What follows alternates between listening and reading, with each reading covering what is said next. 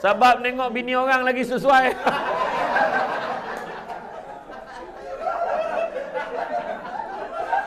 Dah. Dengar dah. Dah, saya cakap umum. Saya tak tunjuk kat sesiapa. Orang tu datang awal memang sebab dia suka datang awal. Kan? Jadi itu dia, belajar bersyukur. Kadang-kadang betul suami kita mungkin tidak setampan Fatah Amin, tak sempat tampan Aaron Aziz. Isteri tidak secantik Nilofa Fazura Maya Karin, tapi syukur sebab tutup lampu sama.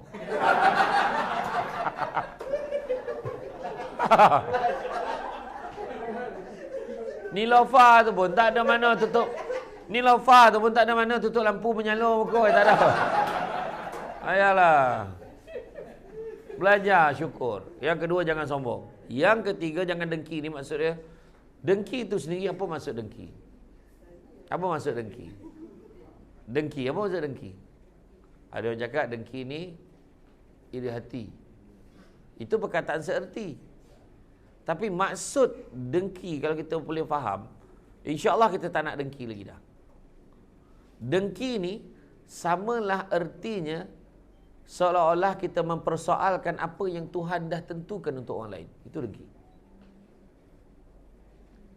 Dia contohnya, dia dapat kahwin. Kan kita kata, ni lah apalah, tak gunalah, ni semua dah pakai ubat guna-guna lah. Kita cakap dia.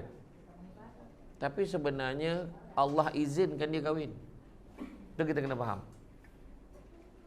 Tu bila Allah dah izinkan, kenapa kita ni seolah-olah tak boleh menerima kehendak takdir? Kena terima. Kena terima. Kan? So, sampai satu tahap, sampai satu tahap manusia ni dia boleh berbunuh-bunuhan disebabkan penyakit hati. Dia boleh bunuh sebab tak puas hati tengok orang lain. Kadang-kadang dalam adik-beradik, 10 beradik, 10 adik-beradik, ada 2 adik-beradik perempuan, boleh saling dengki ni perempuan dengan perempuan. Dia bersaing. Sedangkan dia adik-beradik. Kadang-kadang manusia ni, dengan orang lain dia boleh berlapang dada, dengan adik-beradik sendiri pun tak boleh kadang-kadang. Ada. Nah, itu sebabnya, buang tamak, buang sombong, buang dengki. Hidup kita ni kalau nak selamat dunia akhirat, 5 perkara kena ada. Pertama, kena sabar. Dalam bekerja kena sabar. Sabar banyak. Macam-macam ragam kainah orang. Ada yang baran, ada yang mengeletar pegang steering. Pegang steering mengeletar dah. Matilah saya, cik. Matilah saya, cik. Kan? Bayangkan, punya takut. Macam-macam orang kita jumpa. Kena sabar. Sabar banyak-banyak. Bila sabar ni kita akan percaya satu perkara tu adalah kebaikan ni. Kedua, syukur. Kerja kita dapat gaji 1,000 lebih, 2,000 lebih, alhamdulillah, syukur. Sebab apa? Allah janji kalau kita syukur, Allah lipat gandakan lagi rezeki kita. Ada orang tanya saya soalan masa PKP tu, Ustaz selalu cakap rezeki tak pernah salah alamat, tapi kenapa tak pernah sampai ke alamat mak saya? Saya kata tu bukan salah alamat tu salah orang yang duduk kat alamat tu. Faham tak? Sebab kita jangan ingat rezeki ni dalam bentuk yang kita ingat. Rezeki tu duit, rezeki tu pangkat. Tak. Rezeki ni luas. Contohnya, boleh duduk macam ni, tengok Samsul Rebab macam ni, rezeki juga. Ada orang boleh duduk, dia payah nak bangun, sakit. Ada orang dia berdiri je, nak duduk sakit. Macam mana pula nak hidup, nak berdiri je? Seorang sepupu mak saya di Dengkel, dia naik kenderaan, dia naik motor, dia nampak ada orang aksiden. Dia nak tolong aksiden ni, dia melintas jalan. Dia melintas jalan, nak tolong tu dia kena langgar. Dan bila aksiden 3 bulan dia tak sedar. Dan lepas dia sedar, badan, kepala, kaki dia semua nampak normal elok. Senyum elok semua. Tapi Allah tarik satu nikmat. Bila dia makan, lidah dia tak rasa apa-apa. Allah tarik nikmat rasa dekat hujung lidah dia tu, boleh rasa masam, masin, manis, tak ada. Dia rasa sama, telan aja. Dia rasa saraf dia rasa tu dah tak ada. Itulah kita cakap tu. Kita nampak kecil nikmat tu, tapi sebenarnya kita terlupa bersyukur. Kawan saya kena kanser, arwah dah. Cik Khairul Azli di Kelantan. Saya sempat ziarah dia waktu dia sakit dulu. Dia aktif dengan saya, masuk debat pidato dengan saya, pernah main bowling sekali dengan saya. Pernah kita orang depak sama-sama. Lepas tu bila dia tiba-tiba kena kanser usus. Kanser usus, kanser perut macam tu. Bila saya pergi, dia tiba-tiba kejang tengah buat kereta, kaki dia kejang. Dia tak boleh ni dan kaki dia tak rasa apa. Lumpuh separuh badan. Dan bila hari-hari terakhir dia tu, dia tak rasa pun. Dia buang air ke, dia kencing, dia tak rasa. Saya ingat ayat dia kata, mempesal saing-saing kita, dia kata. Dia kata, hargailah nikmat ketuk, dia kata. Nikmat boleh kentut tu, dia kata. Dia boleh tahu nak kentut, nak pergi apa. Dia tak rasa lah, dia kata. Bayangkan. Benda ni lah sebenarnya kita kena renungkan. Contoh paling simple, kita tidur kat rumah. Allah uji hidung tersumbat sebelah. Tengok macam mana tidur. Aduh. Allah. Marah macam apa? Marah siapa? Bini dia kata. Marah siapa ni bang? Allah izinkan sakit tu kat kita. Tu sebab Nabi sebut, bila kita sakit ni, Allah sebenarnya nak cuci dosa-dosa kita. Bila kita sakit, Allah tarik 3 nikmat. Allah tarik 3 perkara. Pertama, Allah tarik kesegaran badan. Kedua, Allah tarik selera makan. Ketiga, Allah tarik dosa-dosa kita. Tapi bila kita sembuh, Allah kembalikan kesegaran badan. Allah kembalikan selera makan. Tapi Allah tak kembalikan dosa-dosa kita. Itu sebab dalam satu hadis Nabi sebut, seandainya kamu sakit, usahlah segera meminta sembuh. Jangan cepat minta sembuh, sebab lagi lama kita sakit, lagi banyak dosa kita dicuci. Dengan satu syarat, sabar. Yang pertama sabar, kedua syukur. Yang ketiga kena ada apa? Hikmah. Percaya pada hikmah satu perkara yang berlaku. Tanam tabu di topi rumah, cabut ubi sampai ke akar. Kalau hidup membaca hikmah, selaut garam terasa tawar. Macam ni lah cawan ni kan. Cuba kita letak sesudu garam. Kita bancuh. Kemudian ambil sebaldi air. Kita letak kat sesudu garam. Kita kacau. Rasa-rasanya yang mana masin? Dalam cawan ke dalam baldi? Dalam cawan. Kenapa? Air sikit. Betul. Kalau dalam cawan masin sebab air sikit, tapi dalam baldi sebab airnya banyak, permukaannya luas. Tu sebab bila hujan datang dekat kita, lapangkan dada kita. Macam mana kita lapangkan space daripada cawan menjadi baldi, macam itulah lapangkan hati kita terima segala ujian, adalah hikmahnya. Agaknya Allah bagi aku sakit ni biar aku boleh rehat kat rumah kot. Macam tu. Biarlah nak buat macam mana, accident ni boleh lah menyebabkan aku rehat kat rumah. Dengan kaki yang terlunjur kan. Agak boleh aku rehat kat rumah. Selama ni tak tidur diam. Nampak? Itu semuanya antaranya yang kita boleh buat. Yang keempat, redha dengan apa juga yang berlaku. Bala dan musibah tu biasa. Kalau orang tu 40 hari berturut-turut tidak diuji oleh Allah, percayalah yang dia itu jauh daripada rahmat Allah. Mesti ada ujian. Tiba-tiba balik tahu cawangan baru dibuka. Sabar. Cawangan pasar raya. Cawangan pasar raya baru dibuka. Sabar, jangan tergesa-gesa nak pergi membeli ya. Kan, tiba-tiba balik dapat tahu apa? Dapat tahu anak pula jatuh, kakinya berbalut bersimen. Sabar. Redha. Dan yang kelima, ni yang paling best sekali yang kelima ni. Yang kelima ni yang paling penting adalah ikhlas.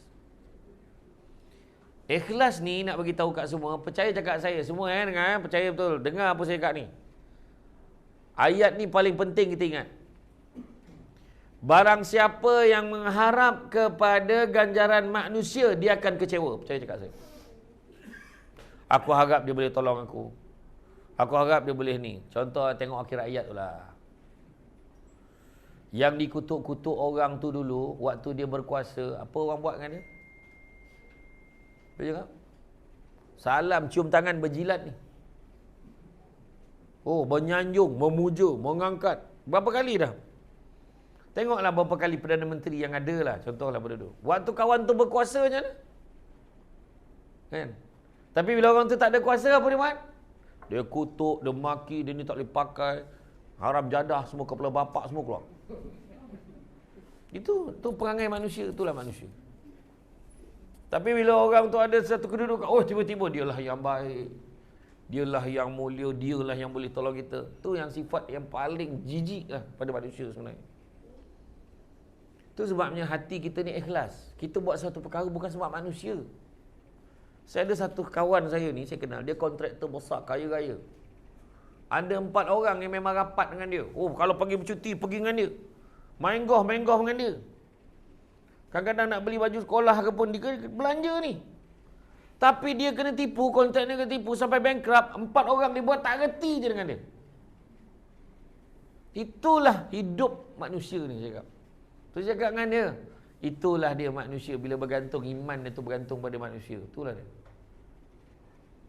Dah dapat dahan lain yang lebih kukuh nak berpaut, dia tinggalkan. Itu sebabnya fenomena akhir zaman. Rumah makin besar, orang makin tak ada. Melancong satu dunia, jiran sebelah rumah pun tak kenal. Perubatan semakin canggih, penyakit semakin banyak.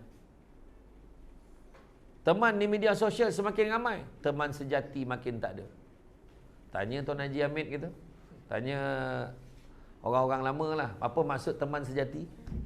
Kita susah sama-sama, senang sama-sama. Dulu-dulu orang dulu berkawan tu. Kawan ni susah dia nangis. Arwah Haji Sata nak cerita balik pasal Piramli, dia boleh nangis tu. Sebab fikir kesusahan Piramli tu. Itu orang dulu berkawan. Dengar kawan tu sakit, cepat-cepat pergi. Kau sakit apa? Kenapa kau tak cakap dengan aku? Marah sebab tak cakap. Hari ni kawan-kawan sakit, kawan-kawan susah, tepuk tangan. Bagus. Pandan muka dia. Baru dia tahu aku siapa. Hari ni. Itu saya kata, kadang orang ni kena belajar istighfar. Astagfirullah, kenapa aku macam ni? Kenapa aku ni? Tanya balik diri kita. Saya boleh tengok senario politik ni banyak lah kan. Mengajar kita. Kita tengok perangai orang ni. Orang ni dulu dia baik dengan kita, baik dengan ni, dengan orang ni. Tiba-tiba dia kawan tu jatuh. Dia tinggalkan kita ni. Pergi tempat orang ni. Dahsyat betul. Itulah dia manusia. Nasia. Manusia ni masa perkataan nasia, insan, iaitu maksud dia lupa. Dia senang lupa. Kadang-kadang jangan cerita itu. Mak ayah dia pun dia boleh lupa. Ada orang macam tu. Saya pergi ke rumah orang tua-tua, penjagaan tu dekat Sungai Sekamat. Dekat Kajang kan ada satu orang tua-tua tu. Saya terkejut, saya ingat dalam drama aje. Rupanya betul. Ada seorang tu, menantu nak berniaga. Anak pujuk, mak boleh tak mak cagarkan rumah ni? Sebab ni abang nak berniaga, nak buat modal kan, nak berniaga. Dia kata, yelah, sayang anak. Turut cakap menantu. Tukar je nama menantu, belum berniaga lagi. Dah letak orang tua tu kat orang tua tu. Pergi tanya. Bukan saya bohong, pergi tanya. Dekat je tuan-tuan ni, tempat ni. Dekat je. Setengah jam tak sampai. Pergi tengok. Yang seorang tu pula, letak mak dia. Mak, saya pergi tak lama ni. Saya pergi luar negara. Nanti lepas seminggu saya balik, saya ambil mak. Dah setahun lebih dah mak dia. Hari-hari kemah barang, anak tak jemput. Cek nama, nombor telefon semua. Semua tipu. Nama dengan nombor telefon tipu. Tu yang seorang tu. Pakcik tu. Keluar dengan tolak wheelchair. Keluar senyum. Khabar? Senyum je. Saya tanya, siapa tu? Dia tu, saya dengar dia punya profession dia tu, terkejut saya. Anak dia tak ada masa nak jaga dia. Dia dulu bekas imam besar dekat sebuah daerah di Melaka. Anak imam macam tu. Apatah lagi anak cikgu sekolah mandu. Dah kalau kita cakap macam tu, faham kan maksud dia? Anak imam tu. Tu sebab saya kata, tu sebab jangan bergantung pada manusia, kita akan kecewa. Bergantung pada Allah, mudah-mudahan Allah jaga anak kita. Itu sebenarnya. Itu sebab kalau nak cari suami, kalau nak cari isteri, nak cari bakal suami, nak cari bakal isteri, carilah yang sayang pada Allah, cinta pada Allah. Tapi kalau pada Allah pun dia lupa, dengan kita lebih lagi. Itulah ayat dia. Jadi, tu antara tanda-tandanya. Teman sejati makin tak ada. Ilmu makin tinggi, adab semakin kurang. Pendapatan semakin tinggi, ketenteraman jiwa semakin rendah. Air minuman semakin banyak jenis, air bersih makin tak ada. Teknologi maklumat semakin canggih, fitnah dan aib semakin tersebar. Itu dunia hari ini. Jadi hari ini dalam bekerja, macam saya kata tadi, ikhlas. Sebab apa? Kita buat ni daripada pagi-pagi dah datang dekat Imkedah ni, pagi-pagi datang, buka office, buat kerja, selesaikan masalah anak-anak yang nak belajar ni, dan pelajar-pelajar memandu ni. Kita selesaikan kerja-kerja tertunggak kita, buat ikhlas kerana Allah, rupanya Allah balas. Itu yang paling baik sekali. Kadang-kadang apa yang Allah balas? Allah balas sihat. Allah balas anak-anak kita semua tak menyakitkan hati. Allah balas keluarga bahagia. Allah balas suasana tempat kerja seronok. Allah balas kitanya penyakit kronik tak ada sangatlah. Penyakit biasa-biasa je dah tua, tu biasa. Banyak sebenarnya rezeki Allah bagi. Apa lagi rezeki? Rezeki jiran tetangga pun baik dengan kita. Allahu Akbar. Ada orang tu bergaduh je dengan jiran.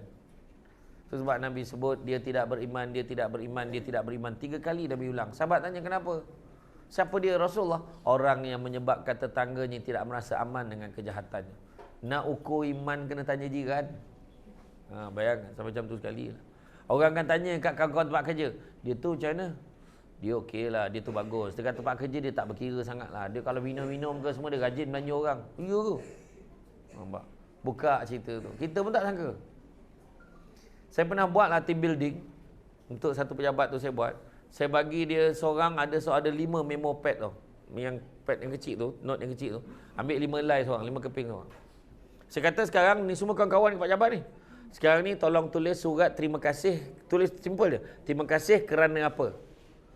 Tengok siapa yang kawan-kawan dekat dalam ni yang pernah buat jasa dekat dia. Kecil-kecil pun tak apa.